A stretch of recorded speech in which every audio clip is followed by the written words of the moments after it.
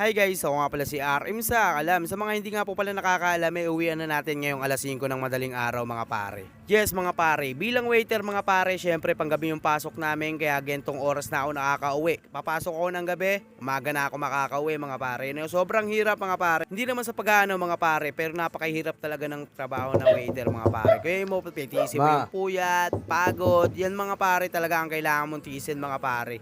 At syempre mga pare, bilang waiter mga pare, no, marami kang makakasalamuhang tao dyan mga pare. Kaya kailangan meron kang malawak na pangunawa dito mga pare. Lalo na kapag nakakainom na yung mga customer, kailangan malawakan yung pag-iisip mo, kailangan mo ng pangunawa. At syempre kailangan marunong ka makisama mga pare. At sa mga nagtatanong, mahirap pala bakit ayaw mag-resign?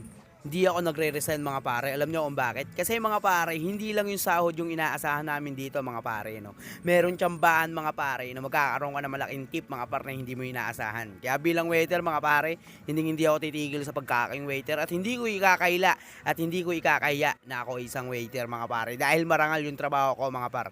At yun lang, gusto ko lang ikwento sa inyo yung aking pag-uwi. At nahaba na. Eh alam niyo naman, madaldal si RM sa Akalam. At maraming salamat nga pala sa mga nanatiling sumusuporta sa ating cam. Ako nga pala si RM sa Akalam. Sana patuloy niyo suportahan. Let's go. Goodbye.